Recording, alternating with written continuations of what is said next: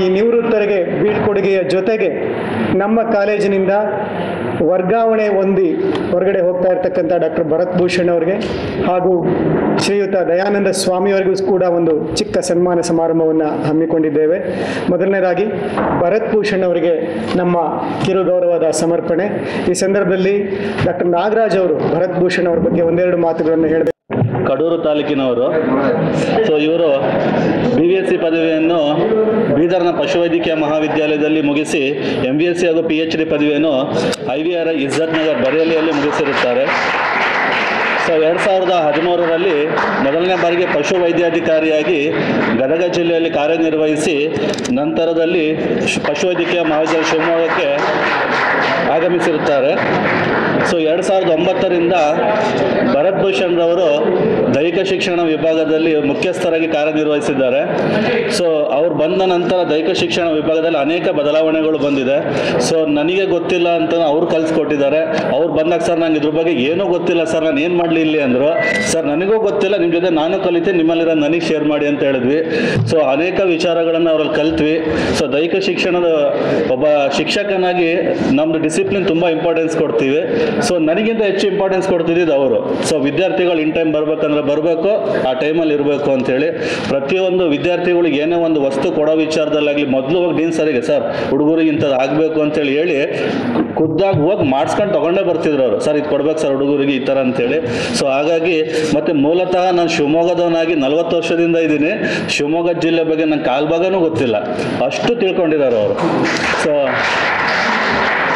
ನಾವು ಒಂದು best example Ramachandrapura ಮಠಕ್ಕೆ ವಿದ್ಯಾರ್ಥಿಗಳನ್ನ ಕರ್ಕೊಂಡು ಹೋಗ್ತಾ ಇದ್ವಿ. ಹೊಸನಗರ ಹೋಗುವಾಗ ಕೆಲವೊಂದು ಹಳ್ಳಿಗಳು ಸಿಗುತ್ತೆ. ಸೊ ಅಂಬುತೀರ್ಥ ಅಂತ ಸಿಗ್ತದೆ, ಇನ್ನೊಂದು ಹೆಸರಿದೆ, ಅದು ಅವ್ರಿಗೆ ತುಂಬ ಚೆನ್ನಾಗಿ ಗೊತ್ತಿದೆ. ಆ ಹಿಸ್ಟ್ರಿ ಹೇಳ್ತಾ ಹೋಗೋರು ನನಗೆ. ನಾನು ಅನ್ಕೊಂತಿದ್ದೆ ನನಗೇನು ಗೊತ್ತೇ ಇಲ್ಲಲ್ಲ ಇಲ್ಲಿ ಅಂತೇಳಿ, ಅಷ್ಟು ಬಗ್ಗೆ ತಿಳ್ಕೊಂಡಿದ್ದಾರೆ. ಸೊ ಅವ್ರು ಇವತ್ತು ತಮ್ಮ ಮಾತೃ ಸಂಸ್ಥೆಗೆ ಹೋಗ್ತಾ ಇದ್ದಾರೆ. ಅತ್ಯಂತ ಬೇಗ ಮತ್ತೆ ನಮ್ಮ ವಿಶ್ವವಿದ್ಯಾಲಯಕ್ಕೆ ಬರ್ತಾರೆ ಅಂತ ನಂಬಿಕೆ ಇದೆ. ಅವರಿಗೆ ಶುಭವಾಗಲಿ ಅಂತ ಹಾರೈಸ್ತೇನೆ. Thank you. ಧನ್ಯವಾದಗಳು. ಶ್ರೀಯುತ ದಯಾನಂದ ಸ್ವಾಮಿಗಳಿಗೆ ಗೌರವ ಸಮರ್ಪಣೆ. ಅವರ ಕಿರುಪರಿಚಯವನ್ನು ರಮೇಶ್ ನಾಯಕ್ ಅವರು ಮಾಡಿಕೊಡ್ಬೋದಾ? ರಮೇಶ್ ನಾಯಕ್ ಅವರು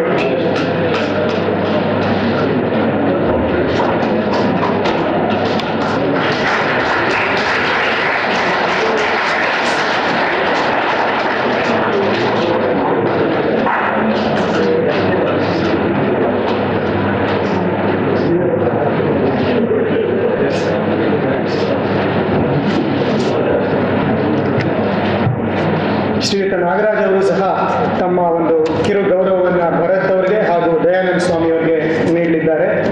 ಈಗ ರಮೇಶ್ ಅವರು ದಯಾನಂದ ಸ್ವಾಮಿಯವರ ಒಂದು ಪರಿಚಯವನ್ನು ಮಾಡಿಕೊಂಡಿದ್ದಾರೆ. ಎಲ್ಲರಿಗೂ ನಮಸ್ಕಾರ. ಇವತ್ತಿನ ಒಂದು ನಿವೃತ್ತಿ ಜೀವನ ಹಾಗೂ ಒಂದು ಬೀಳ್ಕೊಡೋ ಸಮಾರಂಭ ಅಂದರೆ ವರ್ಗಾವಣೆ ಆಗಿರೋರು, ಅದರಲ್ಲಿ ನಮ್ಮ ಬೋಧಕೇತರ ಸಿಬ್ಬಂದಿ ಆದ ಏನಿವತ್ತು ದಯಾನಂದ ಸ್ವಾಮಿ ಇವರು 2013ರಿಂದ ವಿಶ್ವವಿದ್ಯಾಲಯಕ್ಕೆ ನೇಮಕ ಆಗಿ ಪಶುವೈದ್ಯಕೀಯ ಮಹಾವಿದ್ಯಾಲಯ ಶಿವಮೊಗ್ಗ ಇವರು ಸಹಾಯಕರಾಗಿ ಸೇವೆಯನ್ನು ನಿರಂತರವಾಗಿ ಕೆಲಸವನ್ನು ಮಾಡಿರ್ತಾರೆ. ಇವರು ಹುಟ್ಟೂರು ಚಿತ್ರದುರ್ಗ